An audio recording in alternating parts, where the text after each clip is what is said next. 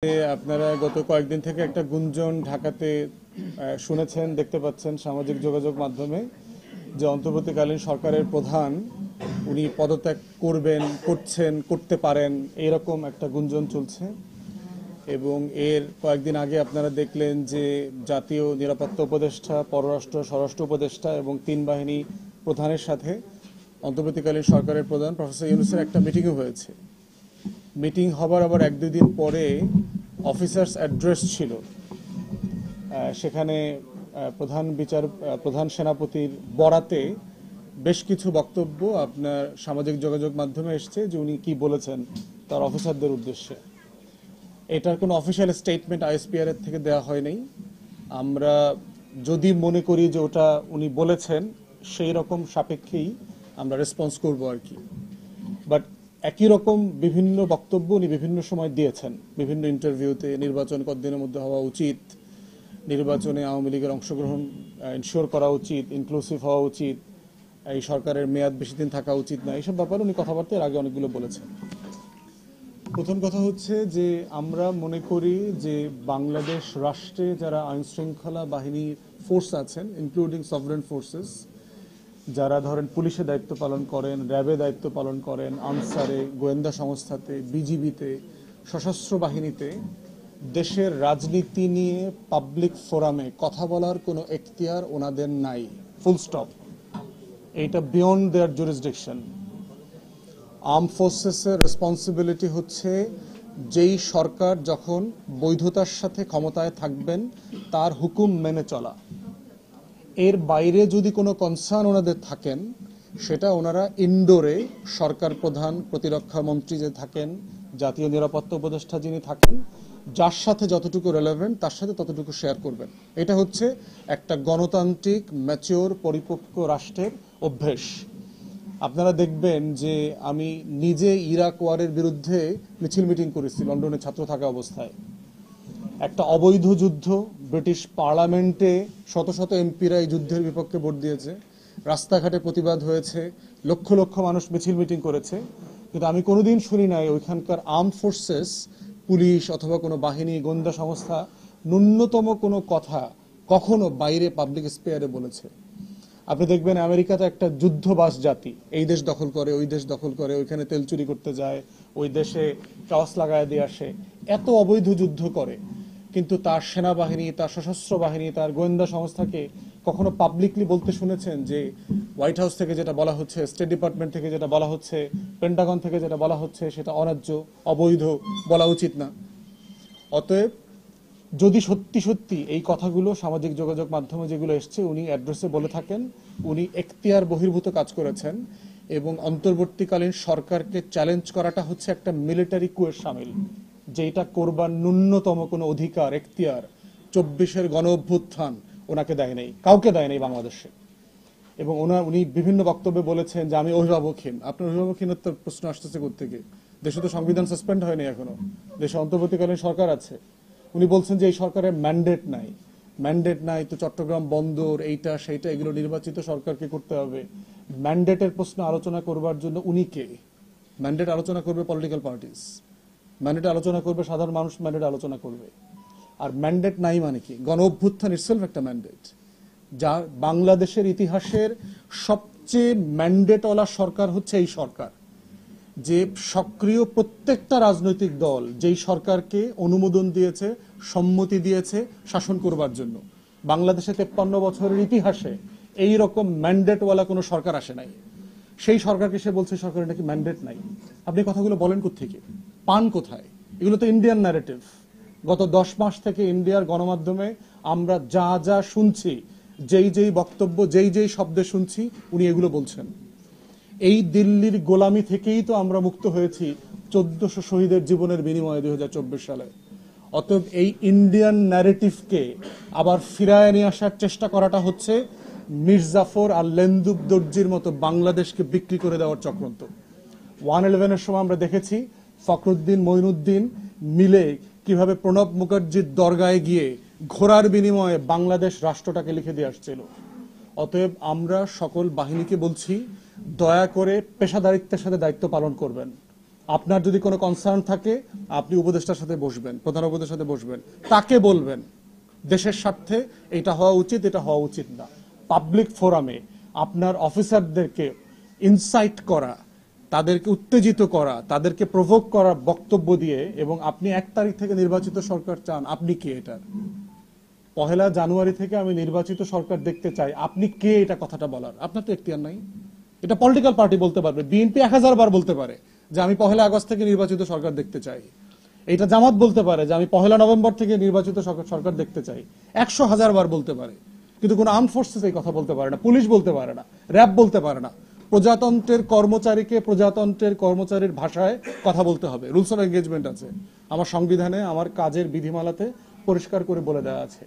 অতএব সেই জায়গাতে আমরা বারবার বলছি, এবং আমরা ইন্ডিয়ান মিডিয়াতেও দেখতে পাচ্ছি, যেই শব্দে বলছে, দেখবেন ইন্ডিয়ান মিডিয়াতে পড়লাম যে জাতীয় নিরাপত্তা উপদেষ্টা দ্বৈত নাগরিক হবার কারণে আমাদের সশস্ত্র বাহিনী তার সাথে কাজ করতে রাজি হচ্ছে না, নিরাপত্তা বিষয়ে কোনো বিষয় তার সাথে শেয়ার করতে রাজি হচ্ছে না। ঠিক 2-1 দিন পরে দেখলাম রাজনৈতিক দলের নেতারাও একই কথা বলছে এবং পাবলিক ফোরামে বলছে। তাহলে এটা কার বক্তব্য, কে বলছে? আবার একই বক্তব্য কয়েকদিন পরে সেনাপ্রধান বলছে। তাহলে কি আমরা পুরো দিল্লির ছকে আবার বাংলাদেশকে বিক্রি করে দেওয়ার চক্রান্ত দেখতে পাচ্ছি? বাংলাদেশে 1400 শহীদের বিনিময়ে যে বাংলাদেশ 24-এ এসছে, আমাদের পরিষ্কার বক্তব্য হচ্ছে এই বাংলাদেশ সিকিম হবে না, ভুটান হবে না, কোনো সুযোগ নাই। অতএব বাংলাদেশের লক্ষ লক্ষ জুনিয়র অফিসার, জওয়ান, সিপাহী, যারা অবসরপ্রাপ্ত দেশপ্রেমিক কর্মকর্তারা আছেন, তারা সবাই যেভাবে স্ট্যান্ড নিয়েছিলেন গণ অভ্যুত্থানের পক্ষে, ঠিক ওই বাংলাদেশটাই চলবে, চলমান থাকবে। আমাদের বক্তব্য সিম্পলি পেশাদারিত্বের বক্তব্য। আমরা আপনাদের কাছ থেকে পেশাদারিত্বের আচরণ চাই। ঠিক একইভাবে ইন্ডিয়াকে যখন একের পর এক অবৈধ চুক্তি করে দিচ্ছে, ট্রান্সশিপমেন্ট দিচ্ছে, ট্রানজিট দিচ্ছে, একটা টাকা নেয় না, আমার বন্দর ব্যবহার করছে, স্থলবন্দর, জলবন্দর, সমুদ্র বন্দর, সেই ভারত মাতার কাছ থেকে তার 1 টাকা নেয় নাই। কই, আপনারা তো প্রতিবাদ করেন নাই? 14 সালে যখন একতরফা নির্বাচন করলো, আপনারা তো প্রতিবাদ করেন নাই, বলেন নাই তো এটার এখতিয়ার নাই। আপনারা তো বলেন নাই যে 18 সালে রাতে ভোট দেওয়াটা ঠিক হবে না, এটা তো বলেন নাই আপনারা। 24-এও তো দামি নির্বাচন করে দিয়েছেন। এই আপনারাই তো 24-এর গণ অভ্যুত্থানে হাজার হাজার বুলেট দিয়ে শত শত মানুষকে হত্যা করেছেন। জাতিসংঘের রিপোর্টে বলে দেওয়া আছে 66% মৃত্যুর দায় হচ্ছে লিথাল ওয়েপেনের কারণে। লিথাল ওয়েপেন হলো এমন ধরনের মারণাস্ত্র যেটা পুলিশের কাছে থাকে না, এটা র্যাবের কাছে আছে, এটা বিজিবির কাছে আছে, এটা আর্ম ফোর্সেস আমাদের সেনাবাহিনীর কাছে আছে। তো ওই অস্ত্রটা কে ইউজ করছে? পুলিশ ব্যবহার করছে। যে অস্ত্রটার প্রশিক্ষণ তার নাই, যে অস্ত্রটা সে কখনো ব্যবহার করতে জানে না, যে অস্ত্রের গুলি থানায় থাকে না, সে অস্ত্র দিয়ে তো সে মানুষ মারে নাই। তাহলে আপনাদের এত নৈতিকতার আলাপ তো গত বছর জুলাই আগস্টেও আমরা দেখি নাই। অতএব সেই জায়গাতে আমরা চাচ্ছি বাংলাদেশ রাষ্ট্রটাকে রাষ্ট্র হইতে দেওয়ার জন্য যে পেশাদারিত্ব দরকার আমাদের ফোর্সেসগুলোর কাছ থেকে, এই পেশাদারিত্বের সাথে আপনারা আচরণ করবেন। লেন্দুব দর্জির ভূমিকায় আপনাদেরকে দেখতে চাই না। মির্জাফর, ঘসিটে বেগম, জগৎ শেঠ, উমিচাঁদ, রায়দুল্লভ, কৃষ্ণপদ রায় চৌধুরী, যারা 1757 সালের 23শে জুনে আপনার স্বাধীনতাটা ব্রিটিশদের হাতে তুলে দিয়েছিল, এই ভূমিকায় আপনাদেরকে দেখতে চাই না। 111 ফখরুদ্দিন, মঈনুদ্দিন, প্রণব মুখার্জির ভূমিকা দেখতে চাই না। আমরা চাই আপনারা দেশপ্রেমিক ভূমিকা রাখেন, লাল সবুজের পতাকাকে সুপ্রিম করে রাখেন, এবং এটাই হচ্ছে আমাদের একমাত্র চাওয়া। প্রফেসর ইউনূসের ব্যাপারে আমাদের বক্তব্য হচ্ছে যে আপনাকে যে ম্যান্ডেট দেওয়া হয়েছে সংস্কার, বিচার এবং নির্বাচন, সেইটা ঐক্যমতের ভিত্তিতে আলাপ আলোচনা করে যতটুকু সম্ভব করে আপনার যে ডেডলাইন আছে ডিসেম্বর থেকে জুন, তার ভিতর নির্বাচন করবেন। পদত্যাগ করবার মধ্য দিয়ে আপনি আলটিমেটলি ভারতের পারপাস সার্ভ করবেন। অতএব এই জায়গাতে অন্তর্বর্তীকালীন সরকারকে আমরা বলছি যে আপনার ন্যায্য অন্যায্য সব কাজের সমর্থন, সমালোচনা আমরা জারি রাখবো জনগণ সাপেক্ষে, যেটা যখন করা দরকার। কিন্তু পদত্যাগ করা কোনো সমাধান না। আলাপ আলোচনা করেন, রাজনৈতিক দলগুলোর সাথে বসেন, আর্ম ফোর্সেসের সাথে বসেন, কোথায় গ্যাপ আছে সমন্বয় করেন, কম্প্রোমাইজ করেন, নেগোশিয়েট করেন দেশের জন্য। এমন কোনো কাজ আপনি দয়া করে করবেন না যেটা দিন শেষে ভারত চাইছিল করাইতে আপনাকে দিয়ে, এই বিব্রতকর পরিস্থিতি তৈরি করবে এবং আপনারা যেন চলে যান। তাহলে আলটিমেটলি দিল্লি বিজয়ী হবে এই জায়গাটাতে। আমরা চাই না যে আপনি এই খপ্পরে পড়েন।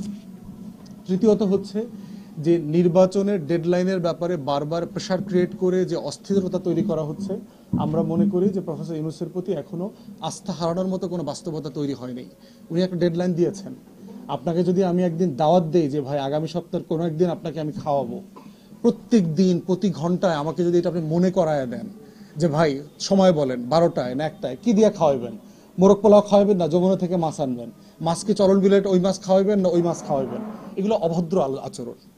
যেই মানুষটাকে আপনি বিদেশ থেকে ডাইকে আইনা দায়িত্ব দিয়ে বসাইছেন সে তো চায় নাই, সে তো এখানে অন্তর্বর্তী সরকারের প্রধান হইতে চায় নাই কখনো, তো সেই লোকটাকে আপনি প্রতিদিন হেনস্থা কেন করছেন? আর এই 85 বছর বয়সে এত সম্মানিত একটা মানুষ, যার দেশে বিদেশে যে আন্তর্জাতিক সম্মানের জায়গা আছে, সে তার কথাটা রাখবে না? সে একটা মিথ্যাবাদী হিসাবে কবরে যাবে? এইটা কি ফাইজলামি করার একটা বয়স ওনার সেই ভাবমূর্তি আছে? অতএব সেই জায়গায় আমরা মনে করি যে ওনার ডেডলাইনের উপরে আমরা আস্থা রাখতে চাই। এই ব্যাপারে আমাদের আর কোনো বক্তব্য নাই। চিটাগং বন্দর নিয়ে আমরা বলেছি যে চট্টগ্রাম বন্দরকে আধুনিকায়ন করবার জন্য আমার জাতীয় স্বার্থ, আমার স্বাধীনতা, সার্বভৌমত্ব সবকিছু মাথায় রেখে যেটা যেটা করা দরকার সেটা আমাদের করতে হবে। কারণ পিছনে ফেরার সুযোগ নাই। আপনি স্মার্টফোনের জমানায় কোনোদিন আর ইন্টারনেট ছাড়া বাস করবেন এই আলোচনা আপনি আর করতে পারবেন না। পৃথিবীর পোর্ট যেখানে চলে গেছে বন্দর, আমরা যারা বিশ্বের বিভিন্ন দেশের বন্দর দেখে আসছি, এইটা আপনি এই নদী বন্দরের স্টাইলে চালাইতে পারবেন না, এটা প্র্যাকটিক্যাল না। পৃথিবী অন্য জায়গায় চলে গেছে। অতএব যারা পৃথিবীর সবচেয়ে আধুনিক বন্দরগুলোকে ব্যবস্থাপনা করেন তাদের সাথে নেগোশিয়েট করে নতুন প্রযুক্তি আনা, দক্ষ জনবল তৈরি করে এই বন্দরকে সামনে এগিয়ে নিয়ে যেতে হবে। এবং 5-7 বছর পরে এই বন্দর বাংলাদেশের চেহারা বদলে দেবে। সিঙ্গাপুর দেখেন, একটা ছোট্ট রাষ্ট্র, তার ইনকাম সোর্সই হচ্ছে একটা বন্দর। তার কোনো ন্যাচারাল রিসোর্স নাই, পানি পর্যন্ত হয় না, খাওয়ার পানিটা পর্যন্ত মালয়েশিয়া থেকে কিনে আনতে হয়। তাহলে সেই রাষ্ট্রটা পৃথিবীর 7-8টা ধনী রাষ্ট্রের একটা কেমনে হইল? তার এই বন্দর বেচা হয়েছে। পৃথিবীর সবচেয়ে হাইটেক 4-5টা বন্দরের একটা হচ্ছে সিঙ্গাপুর বন্দর। তাহলে আমরা এই দুবাই যে ডিপি ওয়ার্ল্ডের ব্যাপারে চুক্তি হচ্ছে এবং আরো কয়েকটা কোম্পানির সাথে যে আলোচনা চলছে, যেটাকে ধারণা করা হচ্ছে পতেঙ্গা বন্দর, তারপরে চট্টগ্রাম বন্দর, নিউ মোরিং টার্মিনাল যেটা আছে, কন্টেইনার টার্মিনাল, থার্ড হচ্ছে এখন একটা ইকোনমিক জোনের আলোচনা চলতেছে। এই সব কিছু মিলে বিভিন্ন দেশ এবং কোম্পানি প্রায় $2 বিলিয়ন ইনভেস্ট করবে, প্রায় 25,000 কোটি টাকা। এই অপরচুনিটি আমরা মিস করতে চাই না।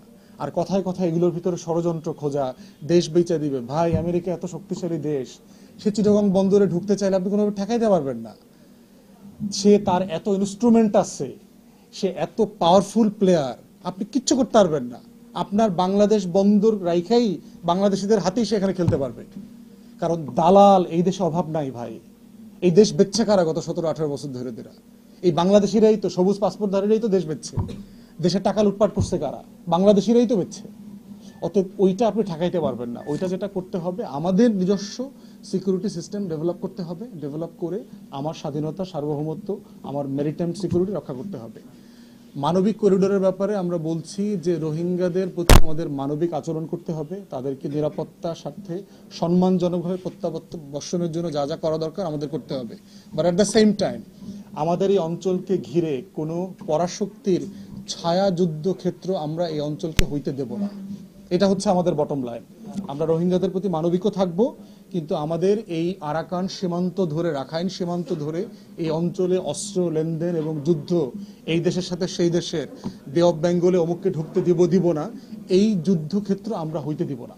এটা হচ্ছে আমাদের যৌক্তিক নিরাপত্তা, ন্যাশনাল সিকিউরিটি পজিশন। এবং এই ব্যাপারে প্রয়োজনে আরো কথাবার্তা হোক, আলোচনা চলুক। নাটোরের ব্যাপারে আমাদের বক্তব্য হচ্ছে যে নাটোরে ইদানিং আমরা পত্রিকাতে যেটা দেখলাম, আপনার এখানে চাঁদাবাজি ব্যাপক আকার ধারণ করেছে। শুধুমাত্র চাঁদাবাজের ব্যানার তো পরিবর্তন হয়েছে এবং চাঁদাবাজের চেহারা পরিবর্তন হয়েছে, এছাড়া চাঁদাবাজির কোনো পরিবর্তন এখানে হয় নাই এবং চাঁদাবাজির রেটও বাড়ছে। এ নিয়ে ব্যাপক ঝামেলা হচ্ছে এখানে, বাস স্ট্যান্ড থেকে শুরু করে বাজার। এটা খুবই অপ্রত্যাশিত, কিন্তু এটাই হচ্ছে বাংলাদেশের বাস্তবতা। আমরা এই 24-এর গণ অভ্যুত্থানের পরে আশা করেছিলাম যে দায় ও দরদের যে একটা নতুন বাংলাদেশ রাজনীতি, বাংলাদেশ 2, সেইটা ফিরে আসবে। রাজনৈতিক নেতাকর্মীরা লেসন নেবেন, শিখবেন অতীতের ভুল থেকে। কিন্তু আমরা দেখতে পাচ্ছি যে রাজনৈতিক দলের নেতাকর্মীরা আসলে শিখছেন না। না শেখার পরিণতিটা হচ্ছে আপনার আওয়ামী লীগের মতো হবে, এটা মনে রাখেন। বাংলাদেশ কিন্তু বদলে যাচ্ছে। আপনি ওই ধান্দা ফান্দা, চাঁদাবাজির, হাটঘাট, মাঠ ইজারার রাজনীতি, এই রাজনীতি বাংলাদেশে থাকবে না। বাংলাদেশের হিউজ মনস্তত্ত্বে পরিবর্তন হয়ে গেছে। এটা যদি আপনারা 24-কে দেখেও না বোঝেন যে কেন 16, 17, 18 বছর আমাদের ডাকে মানুষ নামে নাই, কিন্তু ছাত্রদের ডাকে মানুষ নামছে, জীবন দিছে, এই মনস্তত্ত্বের পরিবর্তন ধরতে না পারলে রাজনীতিতে আমরা সহ সবাই নাই হয়ে যাব, একদম বড় বড় দল নাই হয়ে যাবে, থাকবে না তারা। এটা পৃথিবীর ইতিহাস। অনেক বড় বড় দল, মুসলিম লীগ এই এই এই ভূখণ্ডে অনেক বড় দল ছিল, অনেক বড় দল, তার আওয়ামী লীগের থেকে অনেক বেশি অবদান ছিল, নাই হয়ে গেছে। অতএব সময়কে অ্যাড্রেস করতে হবে, জাতির মনস্তত্ত্ব বুঝতে হবে, তরুণদের আশা আকাঙ্ক্ষা স্বপ্নকে সম্মান দিতে শিখতে হবে। সেই জায়গাতে আমরা আহ্বান করছি যে রাজনীতিতে আপনারা নতুনত্ব, মেধা, যৌক্তিকতা ফিরায় নিয়ে আসেন। যেটা আমরা বলছি সমস্যা সমাধানের রাজনীতি, সবার আগে বাংলাদেশকে অগ্রাধিকার দিয়ে নিজেদের পলিসি তৈরি করা। আপনাদের নারদ নদী আছে এখানে, একটা নদীটা ভরাট হয়ে যাচ্ছে, ময়লা আবর্জনার ভাগাড়ে পরিণত হয়েছে। এটা পরিষ্কারের আন্দোলন চলছে বহুদিন থেকে, কিন্তু কোনো সমাধান হচ্ছে না।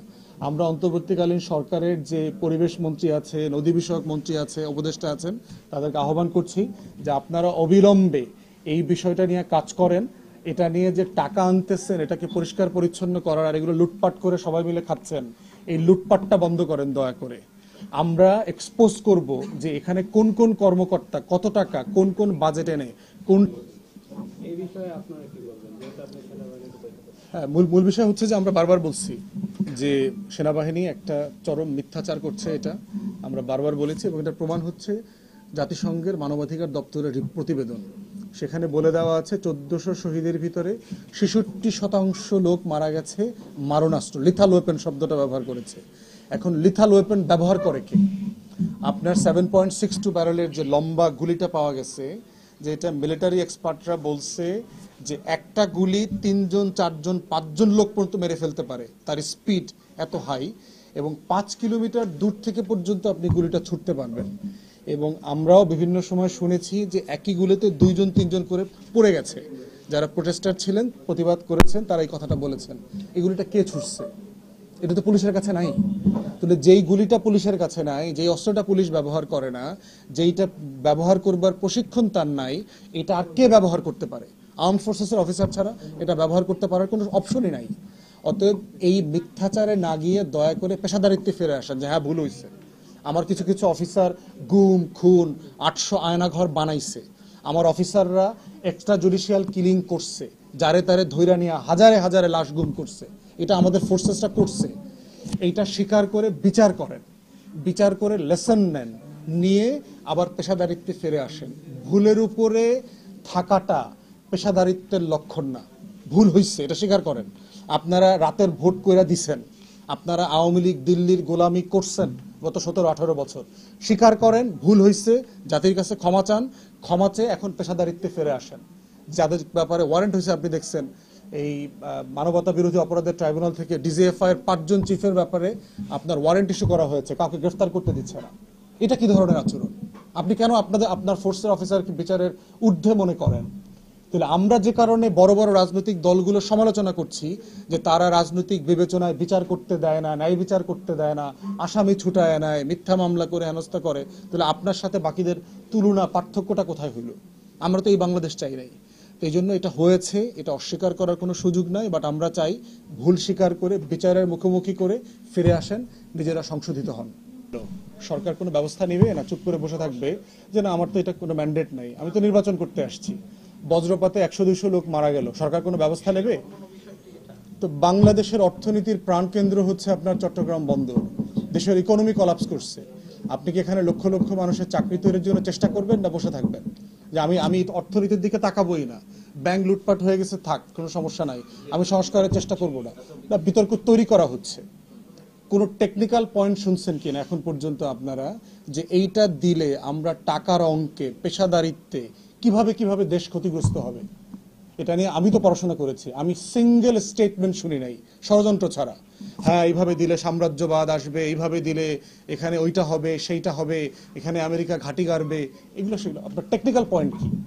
সরকার তো বলছে এখানে $2 বিলিয়ন ইনভেস্টমেন্ট আসবে, সরকার বলছে এখানে 25,000 মানুষের জব তৈরি হবে, সরকার বলছে এটা দিয়ে আমার ইকোনমিক অঞ্চল, এখানে চট্টগ্রামে লক্ষ লক্ষ সাব ইন্ডাস্ট্রি তৈরি হবে, লিঙ্কেজ ইন্ডাস্ট্রি তৈরি হবে। এটাকে রিফিউট করছে কে?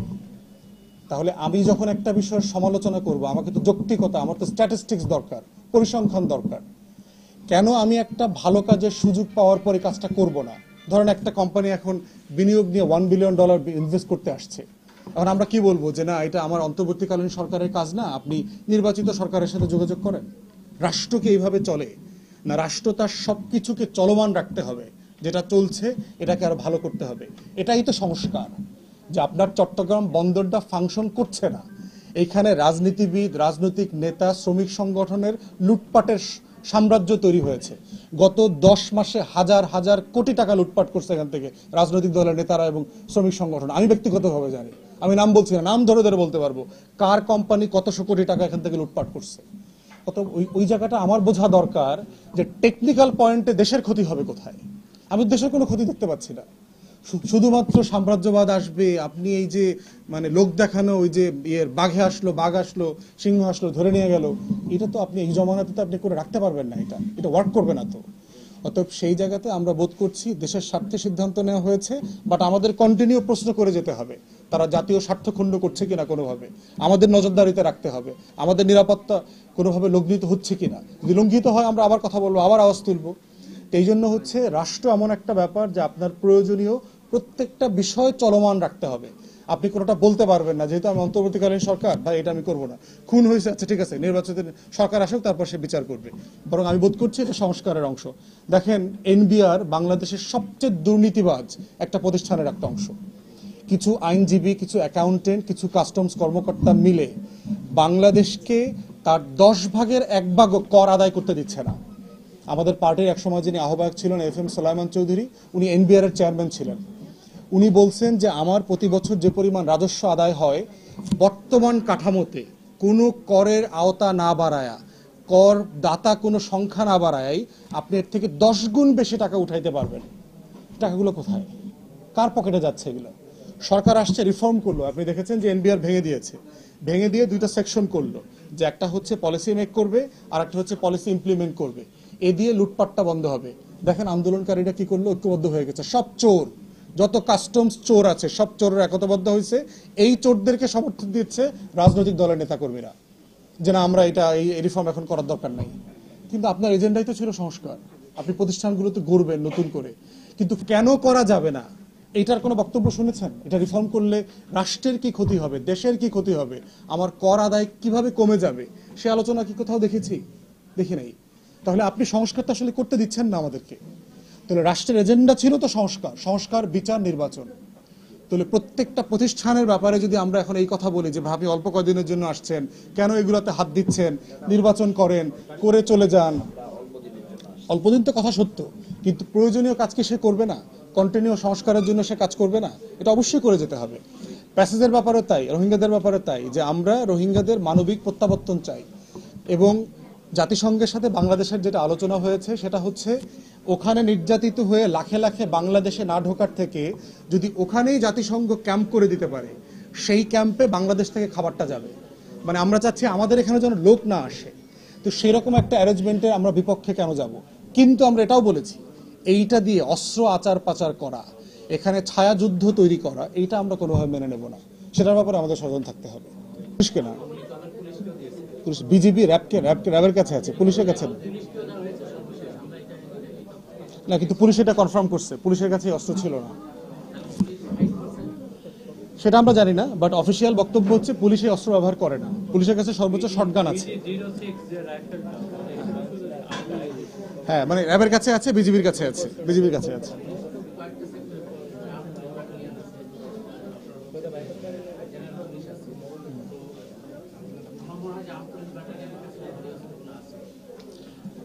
আমরা যতটুকু বক্তব্য শুনেছি যে এটা পুলিশের কাছে অস্ত্রটা নাই। এখন আর্ম পুলিশ ব্যাটালিয়ন যদি ইউজ করে থাকে, দিন শেষে হচ্ছে সশস্ত্র বাহিনী গণহত্যায় অংশগ্রহণ করছে, এটা অস্বীকার করা যাবে না। এটা হলো বটম লাইন, তারা গণহত্যায় অংশগ্রহণ করছে।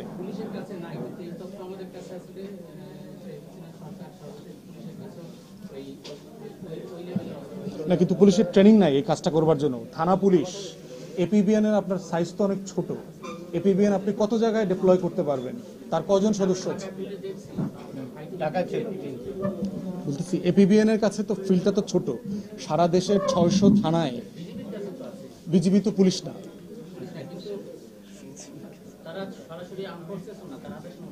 না ঠিক আছে, কিন্তু বিজিবি তো আপনার মিলিটারি আর্ম ফোর্সেস লিডাররা চালায়। তো এটা সংগঠনটা চালায় কে? বিজিবি চালায় কে? বিজিবি চালায় কে? পুলিশ চালায়, সশস্ত্র বাহিনী চালায়। সেটা ঠিক আছে, না, ঠিক আছে, কিন্তু তার আর্মস, তার রেগুলেশন, তার লিডারশিপ কারা, প্রতিষ্ঠানটা চালায় কে? চালাইলেও যেহেতু তার মন্ত্রণালয় আলাদা, ওই নির্দেশনা অনুযায়ী চলে। ডেপুটেশনে তো পুলিশকে তো বাঁচানোর চেষ্টা করতেছি না ভাই, বাট প্রশ্ন হচ্ছে যে পুলিশের যতটুকু অন্যায়, তাকে তো ঠিক অতটুকু অন্যায়ের জন্য দায়ী করবেন। আবার যার অন্যায় করছে কিন্তু সে অস্বীকার করতেছে, তাকে তো মনে করা দিতে হবে যে ভাই ওই অন্যায়টা আপনিও করছেন। আমরা তো কাউকে বাঁচানোর চেষ্টা করতেছি না, আমরা বলবার চেষ্টা করছি যে যে অন্যায় করেছে তাকে বিচারের মুখোমুখি করেন, কাউকে আমরা সেভ করবার চেষ্টা করছি না। আরেকটা লেভেল যেটা পর্দার আড়ালে থাকে সবসময়, কিন্তু অনেক ক্ষমতাধর অনেক মেকানিজমের সঙ্গে জড়িত, সেটা হচ্ছে আপনারা কোনো পদে আসীন হচ্ছে। কথা কথা কথা সত্য, আপনারটাও সত্য, ভাইয়েরটাও সত্য। এখন সরকারের বিপদটা চিন্তা করেন, বর্তমানে যারা আমলা আছেন তাদের 80% প্লাস আওয়ামী লীগের 16 বছরে দালালি দোষরিপনা করেছে। এখন আপনি যদি চিন্তা করেন যে ঠিক আছে, যেহেতু এরা আওয়ামী লীগের সাথে দালালি করছে, আমি 80% লোককে একদিনে ডিসমিস করে বাড়ি পাঠিয়ে দিব, আপনি এরপর দেশ চালাতে পারবেন কিনা? বাস্তবতাটা হচ্ছে যে আপনি একটা জেনারেল, একটা সচিব 24 ঘন্টা নোটিশে বানাইতে পারবেন না। তো সেই জায়গাতে হচ্ছে সরকার এই দোটানার মধ্যে আছে, এবং এর ভিতরে তারা যেটা ক্যাটাগরি করছে যে যারা বেশি খারাপ, বেশি সমালোচিত, বেশি দুর্নীতিবাজ, তাদেরকে গ্র্যাজুয়ালি তারা ফেড আউট করেছে। এর ভিতর থেকে যারা যতটুকু ভালো, যারা ওয়েসডি ছিল এদেরকে উঠায় নিয়ে আসা, অবসরপ্রাপ্ত কর্মকর্তাদেরকে ফিরায় নিয়ে আসা, সেটা নিয়ে তারা চেষ্টা করছে। আমলাদের বিচার করাটা পলিটিক্যাল গভর্নমেন্ট ছাড়া এই গভর্নমেন্ট করতে পারবে না। কারণ জুলাই গণ অভ্যুত্থানের বিচার নিয়ে তারা দেখতেছেন যে তদন্ত করবার মতো অফিসার পাওয়া যাচ্ছে না পুলিশে, এত সংকট চলতেছে বিচার করার ব্যাপারে, ভালো জাজ পাওয়া যাইতেছে না। জুডিশিয়ারি, পুলিশ এত পরিমাণ করাপ্ট করে দিয়ে গেছে, প্রত্যেকটা প্রতিষ্ঠান ভেঙে গেছে। আপনি পেশাদারিত্ব সিম্পলি কোনো জায়গায় নাই, আপনি যেখানে হাত দিবেন সেখানে মনে হবে এর পুরোটা ফেলে দেওয়া দরকার, কিন্তু পুরোটা ফেলে দিলে এরপরে আপনি চলবেন কিভাবে? এই দোটানার বাস্তবতাটা এখানে আছে। আমরা যেটা বলেছি যে এইটাকে গ্র্যাজুয়ালি ফেজ আউট করার একটা প্ল্যান করতে হবে, যে আপনি কিভাবে এই প্রত্যেকটা প্রতিষ্ঠানে পেশাদারিত্ব ফিরায় নিয়ে আসবেন, রাইট লোকদেরকে ফিরায় নিয়ে আসবেন, রংদেরকে বিচারের মুখোমুখি করবেন, এবং সেটা করবার জন্য আমাদের ক্যাম্পেইন বক্তব্য বারবার চলছে এবং এটা কন্টিনিউ চলবে ইনশাআল্লাহ।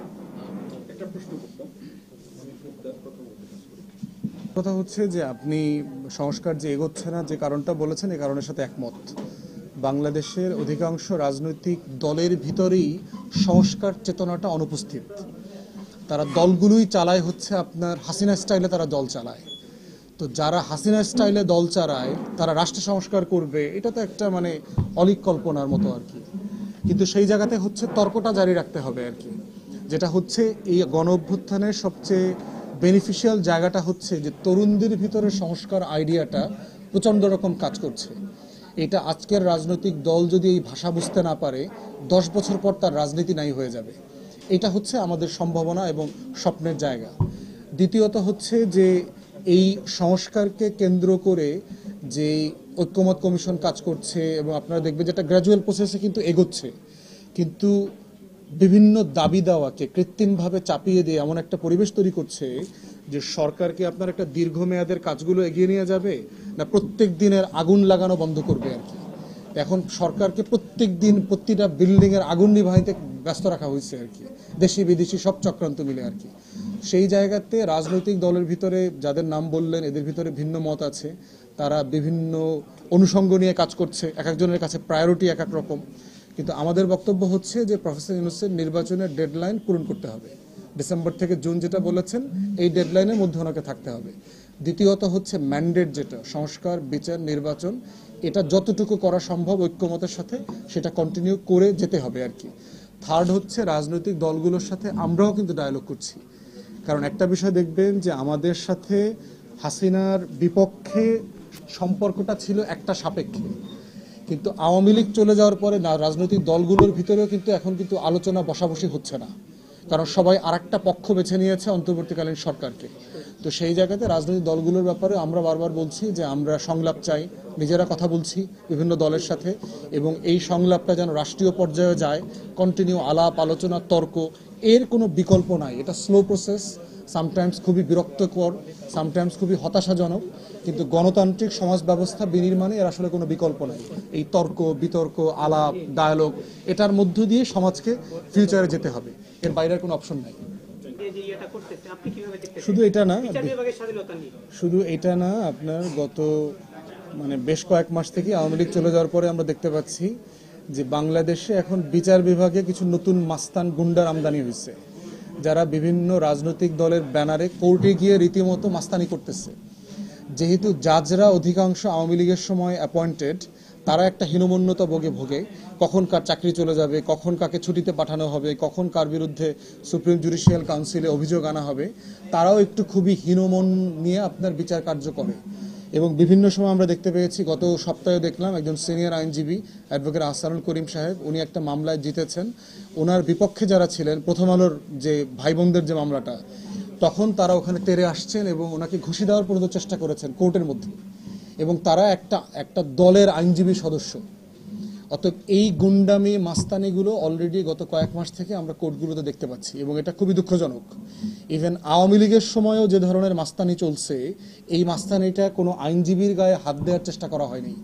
ওখানে বিচার কেনা বেচা হয়েছে, জাজকে দিয়ে বিচার মেনে না মানে তৈরি করা হয়েছে।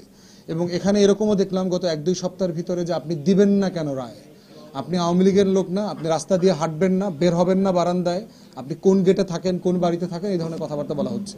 অতএব এগুলো হচ্ছে আওয়ামী কায়দায় একটা ফ্যাসিবাদী বিচার ব্যবস্থাকে নিয়ন্ত্রণ করবার কায়দা। এবং যারা করছেন তারা তথাকথিত সিনিয়র আইনজীবী, তারা তথাকথিত বিভিন্ন আইনজীবী নেতা, তারা তথাকথিত বিভিন্ন বার কাউন্সিল এবং সুপ্রিম কোর্ট বার অ্যাসোসিয়েশনের মেম্বার নেতা। তাদেরকে বলছি, আওয়ামী ফ্যাসিবাদ থেকে লেসন নেন। অনেক আইনজীবী এখন আর কোর্টে যাইতে পারে না, যারা দুর্দণ্ড প্রতাপে গত 16 বছর কোর্ট কাচারি কাঁপায় রাখছে। আপনারাও কিন্তু কোর্ট কাচারি থেকে নাই হয়ে যাবেন, এটা মনে করেন না যে আল্লাহ তাআলা আপনাদের নামে কোর্ট কাচারি রিলিজ দিয়ে দিচ্ছে। অতএব ফ্যাসিবাদ বাদ দিয়ে, বদমাইশি গুন্ডামি বাদ দিয়ে, আইনের শাসন প্রতিষ্ঠার জন্য যে ন্যায্যতা আছে, যে ভদ্রতা আছে, সেগুলোর ভিত্তিতে আপনারা বিচার কার্য পরিচালনা করতে সাহায্য করেন। কোর্টের আইনজীবী এবং আইন কর্মকর্তা হিসাবে বিচারকদের সাথে যে সম্মানজনক আচরণ, বিপক্ষের বিচারপতিদের সাথে যে ভদ্রতামূলক আচরণগুলো রক্ষা করা দরকার, সেগুলো রক্ষা করেন। এই মাস্তানিটা দেশের জন্য, জাতির জন্য, কারোর জন্য ভালো হবে না। দেখেন, এনসিপি তো দল আকারে হয়তো বিতর্কিত কাজ করছে না, নেতারা কেউ কেউ করছেন। এখন প্রশ্ন হচ্ছে তাদের ব্যাপারে তারা কিন্তু অনেক ব্যবস্থাও নিচ্ছেন। আপনারা দেখলেন যে একজন নেতা থানাতে আসামি ছাড়াই নিতে গেছেন, তারা কিন্তু দল থেকে শোকজও করা হয়েছে। আমাদের বক্তব্য হচ্ছে, যে কোনো অন্যায্য আচরণ যেই দলের যেই করুক সেটা অন্যায্য। অন্যায় ইজ অন্যায়। সে যদি আপনার যে দলের ব্যানারে যেই প্ল্যাটফর্মে গিয়ে চাঁদাবাজি করুক, তারপরে মাস্তানি করুক, মানুষের কাছে টাকা চাক, তারপরে হচ্ছে ক্ষমতা দেখানোর চেষ্টা করুক, এর প্রত্যেকটা অন্যায় কাজ। অতএব যে কোনো অন্যায় কাজ যে দলের, এটা আমার দলের লোকজন যদি করে, ইকুয়ালি অন্যায়, এবং ফৌজদারি অপরাধ করলে তাকে বিচারের মুখোমুখি করতে হবে। ঐক্যের ডাকের ব্যাপার হচ্ছে একটা পলিটিক্যাল পজিশন, যে একটা দলের দুজন নেতা যদি একটা খারাপ কাজ করে, আপনি আবার ওই দল আবার দুটো ভালো কাজ করতে পারবেন না, এটার তো রেস্ট্রিকশন থাকার সুযোগ নাই। অতএব একটা দলের জায়গা থেকে দেখতে হবে যে অন্যায় কাজ হয়েছে, খারাপ কাজ হয়েছে, এটাকে অ্যাড্রেস করা হচ্ছে কিনা, আর ভালো কাজের উদ্যোগ নেবেন, ভালো কাজের সাথে মানুষ থাকবে, এটা একটা পলিটিক্যাল কোশ্চেন। এখানে আমি খুব দ্বন্দ্ব বিরোধ দেখতে পাচ্ছি। দলীয় অবস্থান হচ্ছে, আমাদের একটা ছোট্ট কমিটি আছে, বেশ কয়েকটা থানাতেও কমিটি হয়েছে। আমরা তো, আপনারা জানেন যে আওয়ামী লীগের আমলে দল তৈরি করলেও দলের কার্যক্রমটা আসলে করতে পারি নাই। সারা বাংলাদেশই আমাদের যথেষ্ট লিমিটেশন ছিল, আইন শৃঙ্খলা বাহিনীর ঝামেলা ছিল, আমাদের প্রচুর হুমকি ধামকির ভিতরে কাজ করতে হয়েছে। গত 8-10 মাসের ভিতরে আমরা চেষ্টা করছি বাংলাদেশে দল গুছানোর জন্য। এই দল গুছানোর অংশ হিসাবে নাটোরের ছেলে, আমাদের যে জয়েন্ট সেক্রেটারি টুটুল ভাই আছেন, উনি এখানে সফর করছেন, আসা যাওয়া করছেন, বিভিন্ন উপজেলায় যাচ্ছেন, পৌরসভাতে যাচ্ছেন, দলকে স্ট্রেংথেন করা, দলের বক্তব্য পৌঁছানো। আজকে সংগঠকদেরকে নিয়ে একটা ছোট্ট কর্মশালা ছিল, এই আয়োজনের অংশ হিসাবে আমরা আমাদের কাজ চালিয়ে যাচ্ছি। গতকালকে আমাদের শাহজাদপুরে প্রোগ্রাম ছিল, সিরাজগঞ্জে, এবং ঢাকাতেও আমাদের কন্টিনিউ ক্যাম্পেইন চলছে অন্যান্য জেলায়। এই অবস্থানটা আমরা চালিয়ে নিয়ে যাব, এটার মধ্য দিয়ে গ্রাজুয়ালি দল শক্তিশালী হবে বলে আমরা বিশ্বাস করছি। নির্বাচনে হচ্ছে এখনো কোনো জোটে যাওয়ার ব্যাপারে কোনো আলোচনা আমরা এখনো শুরু করি নাই, কারণ এটা আপনি জানেন যে তফসিল ঘোষণা হইলে টইলে পরে এই আলোচনাগুলো জমে আর কি। আপাতত আমরা 50 জন প্রার্থীকে আমাদের দলের পক্ষ থেকে পরিচিত করাতে চাই, প্রার্থী দিচ্ছি বিভিন্ন জায়গাতে। টুটুল ভাই নির্বাচন করবেন, এখান থেকে করবেন, অথবা হচ্ছে সিরাজগঞ্জের শাহজাদপুর থেকে করবেন। তো এইভাবে আমরা বিভিন্ন জায়গা থেকে আমাদের যারা সম্ভাব্য প্রার্থী আছে তাদেরকে এলাকায় গণসংযোগ করতে বলছি, যাওয়া আসা করতে বলছি, মানুষের কাছ থেকে পরিচিত হওয়া, দল বোঝানো এবং দলের সমস্যা নিয়ে কাজ করবার জন্য, দেশের সমস্যা নিয়ে কাজ করবার জন্য বলছি। বাকিটা হচ্ছে আর একটু সময় গেলে পরে আপনাদেরকে বলতে পারবো যে নির্বাচনের বাস্তবতাটা কি হয় আর কি।